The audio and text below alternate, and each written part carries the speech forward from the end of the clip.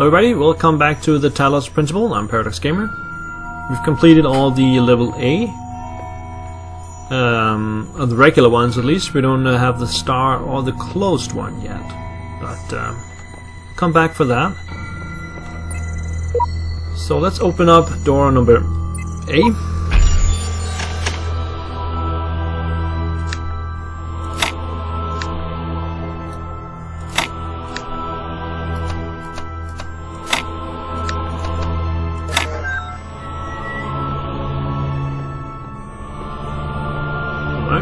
So there's an elevator, and we can go up. Congratulations, you won the game. Just a sec, let me find that end move. I know it's around here somewhere. Nope. No. That's not it. Where the hell is that video? Oh, look here. Somebody made a Serious Sam parody, Back to Egypt. I'm gonna go, review this. You keep playing. There's more puzzles. I was just joking around about the game being over. I was just getting bored of watching you, and I was gonna cut you off. Carry on. If it gets too hard, you can always come back to these easier puzzles. I'll be up in the tower with some popcorn. Don't disturb me. Right, so we're in some kind of building. There's a terminal somewhere.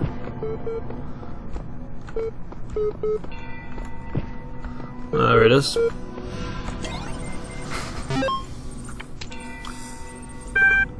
Athena 12. Blah blah blah. The Council of Zeus, the great bronze bulls, pulled the carriage forward, a mighty burst of steam issuing from their nostrils. Finally, they came to the gates at the top of the something. Here assembled were all the many generations of the gods and demigods and souls of mortals, steel and bronze and iron and memory of flesh. The clouds parted from far beneath, revealing the beautiful plains of Macedon, where great gleaming cities had once stood, I guess. Let's do this one. Professor Dr. Armin Hulock, The Fall of the Roman Empire, a dialectical approach.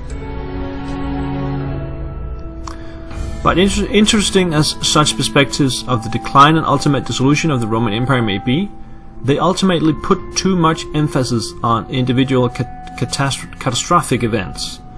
The real question that must be asked is why the Roman Empire, which had dealt with so many threats and catastrophes over the years, was so incapable of responding to these later problems. We must investigate the division of wealth, the structure of government, the location of power in Roman society. Had the Republic survived or been restored, would Rome still have fallen? What was the role of debt and slavery in creating the conditions for what we now call the Dark Ages? Rome, the saying goes, was not built in a day. It didn't fall in a day either. To register for the class, please email.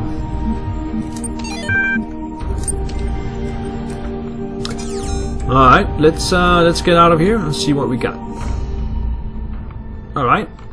This looks to be the tower they were mentioning. And we have building B, building C, and we came from building A. So I guess we should be heading for building B. That's the one we have flashing up in the corner. Let's go inside. Oh, that's the one more computer here.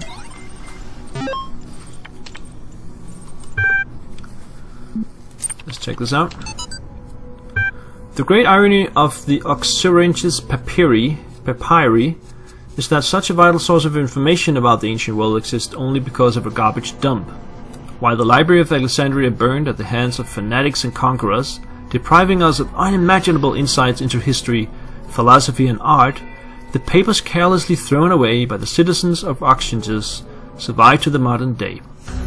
And though it is true that a great deal of what we know today is because of the conscious effort of individual and organizations such as the spectacular translation and preservation work done during the Islamic Golden Age, so much more is simply the result of coincidence and luck.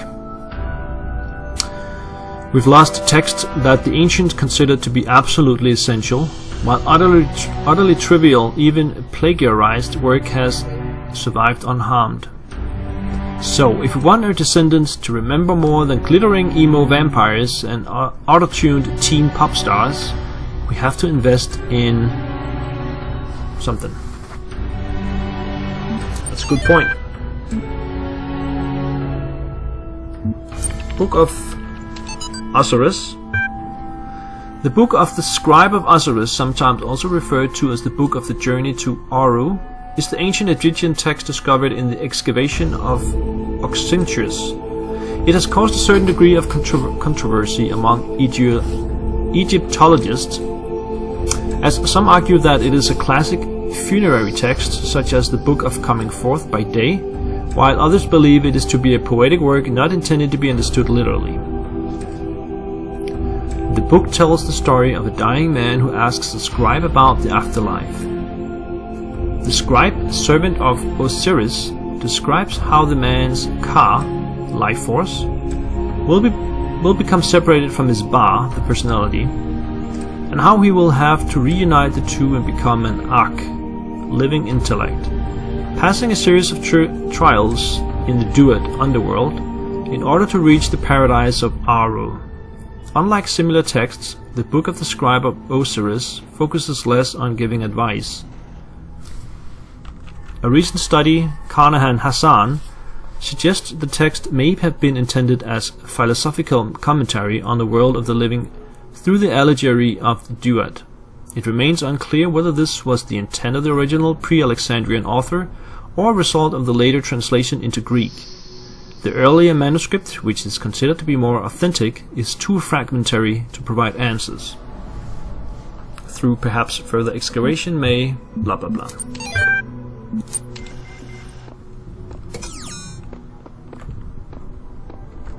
It's lagging a little bit. Okay, so let's open door B.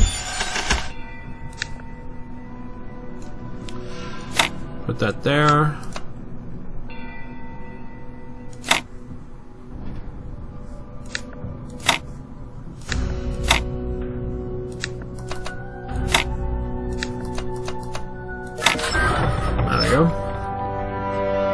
A similar room to as before, and we have to go down to level -1.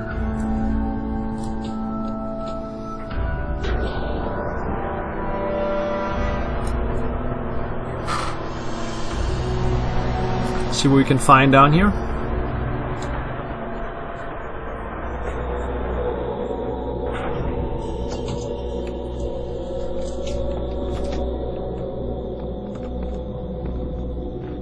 Old Egypt, it seems.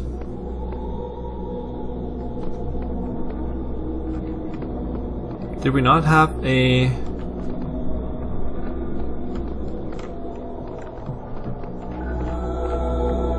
Where's the sign? Oh, we're not inside the world yet. Okay, so here we can get a fan when we get to that, and there's another thing down here. Not exactly sure what that is.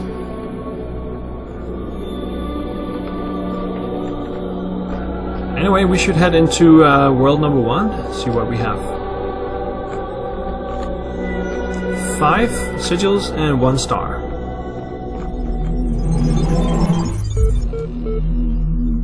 Life can be tough. A cold, heartless void. We all spend our lives looking for some kind of deeper meaning on some level. The sick truth is that there's no meaning, no ultimate purpose. That's a bitter pill to swallow. So we distract ourselves. We find ways to pretend that there's something more. In the end, all there is pain and dust. Alright, so let's go into the computer. Tell me something. Do you always do as you're told? No. I only asked because I couldn't help but notice the stash of brightly colored knickknacks you're collecting. Don't you think it's a mite odd that that big voice in the sky keeps telling you to find these doodads, yet forbidding you to use them to climb the great big tower in the middle of it all?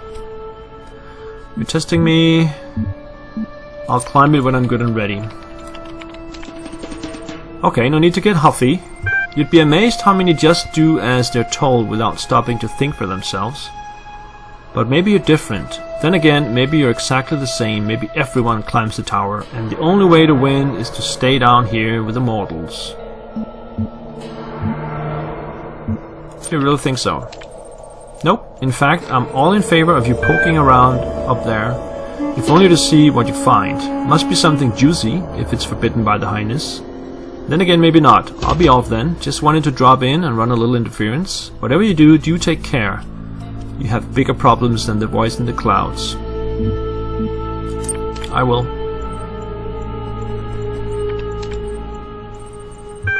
A couple more resources. Original translation by E.A. Wallace Budge. The dying man went unto the scribe, who recited in Premedit, and said, Behold, I am weak of body, my days under the holy sun of Amun-Ra are coming to an end. Though I have spent my years in service of the two lands, I have not studied the blah blah blah. Tell me, you who are wise in the writings of the dead, what lies ahead on my journey? What will I face in the land of the Westerners? And the scribe spoke, saying, At the appointed time, blah blah blah, it is likely the location was changed according to the copy of the book was made for. The dying man is an avatar of the owner. In the older manuscript, this is rendered... Okay, so these are footnotes to the other one.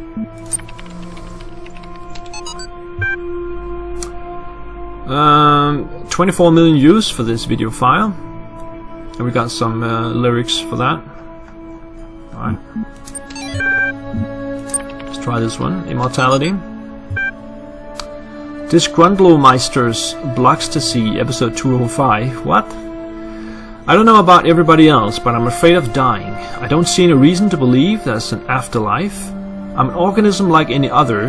When my brain stops working, my consciousness will cease, and I will be gone. And you know what? I can't just embrace that. I can't say I'm okay with it, or I've accepted it, or some nonsense like that. I don't want to have an ending. It terrifies me. If I had a genie right now, I'd wish for immortality. Who wouldn't? Oh, but you wouldn't really want to be immortal? The pseudo-philosophers say. Pretentious drivel, everybody wants to live forever. Maybe everybody deserves to live forever too. But we can't, so here we are. Live with it, or rather don't.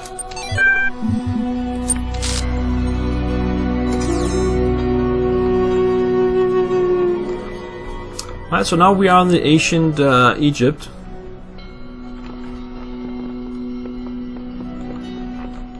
And we just do around the clock like we used to. Window through a door.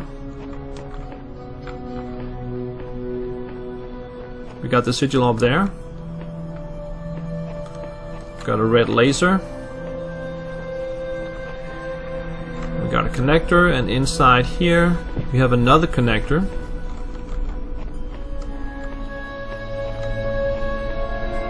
Then there's this blocking the way, and a third connector here. Okay, so we need to... What's on the other side though? Ah, okay, so we need the red... Yeah. Connect that up.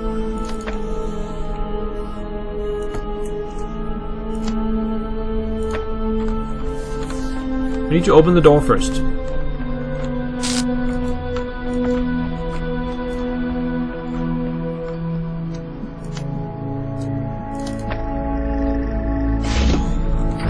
And the door will open and close. Let's get inside.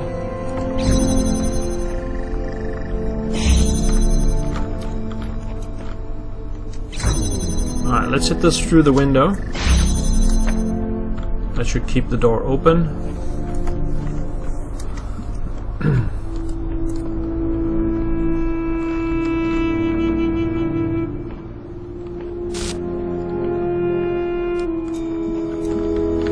Okay, that was quite easy, so we just connect that up to that one. And we're through.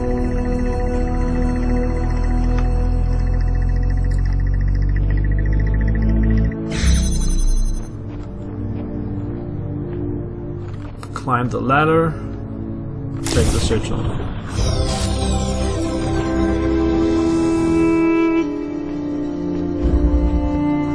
Easy peasy. Next.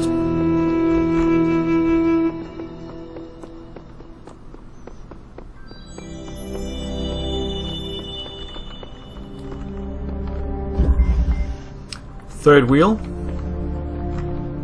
Third wheel. Alright, so we have a red laser over there. Got a connector here.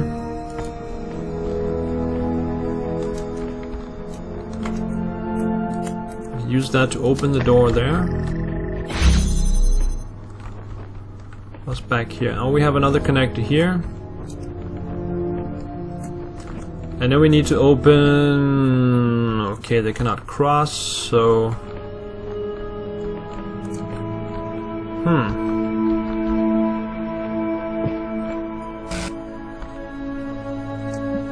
I guess we need to put it back this way.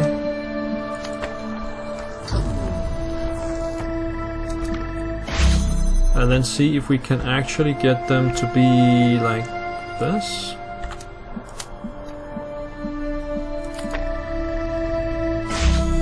Yep. And then we have a connector here.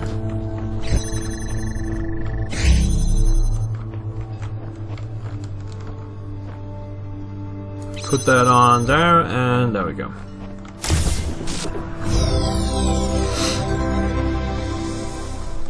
Streams may not cross. Alright, let's go in here.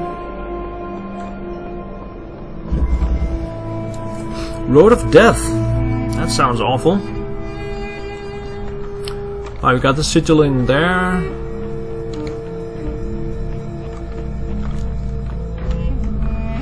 Whoa. So, 4 machine guns and 1 jammer. Jam that one. I don't think we can get through here. There's also a ladder here, so we can get up there.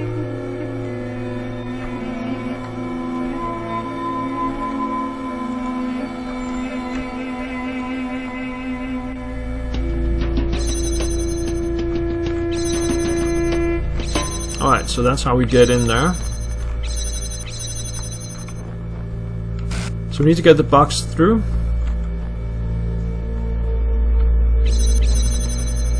Just go back.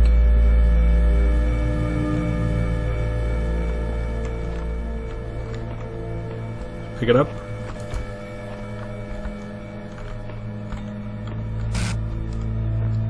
And can we climb with this one? Nope. Can we jump the fence?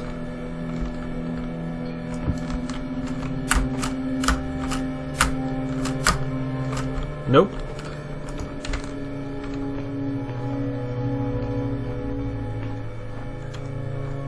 We can put stuff on top of each other though. What if we put the jammer up there? Oh. And then pick it up from above. And just put the jammer on the button. That should be it.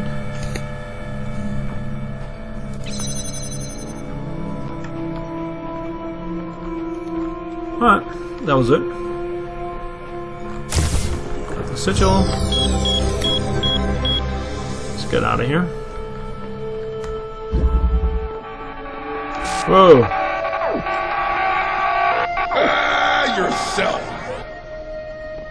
Had to get rid of that guy. Wouldn't want anyone thinking we were sharing assets between games or anything. Alright. Over the Fence is this one called. We need to get in there. There's no button, so we need a jammer for that. It's in there, over the fence, so we have to go over this fence. And we have 2 boxes for that. I wonder if we can carry this across.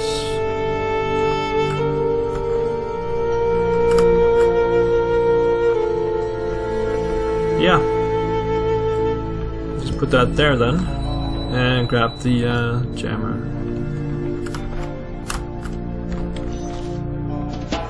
Okay. So now we know that. Grab that one.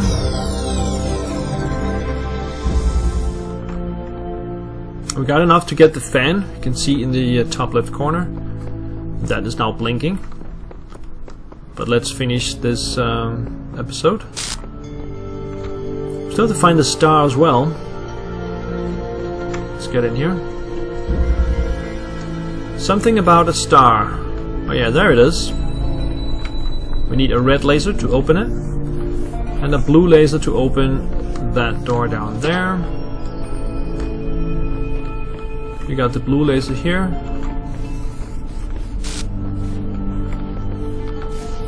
Oops, that was one more. Yeah, so we probably need to get the red beam from across. And we can get through this way. Like that.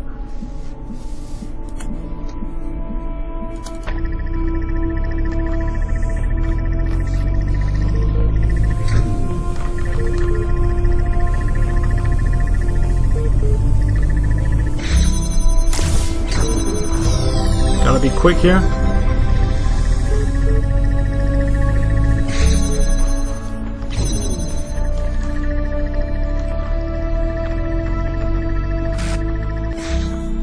Alright, let's see if we can get a red beam across from over there.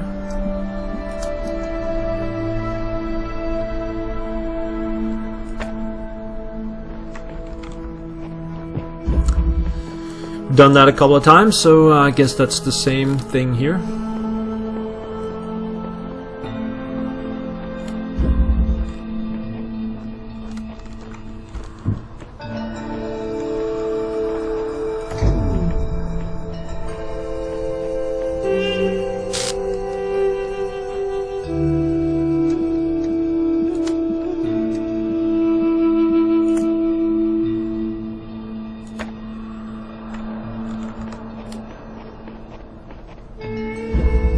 And then the door with the star should be open by now.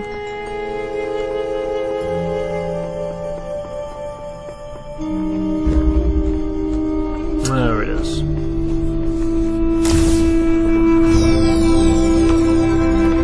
I guess that's it. Let's go back.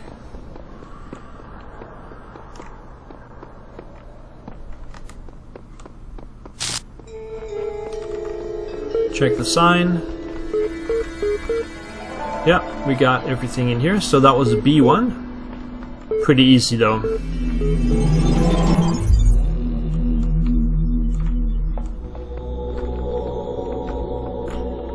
Alright, we'll continue with B2 in the next run, and I'll also unlock. I have to unlock this fan here. So I hope you'll stick with it, and I'll see you guys in the next one. See you guys. Bye bye.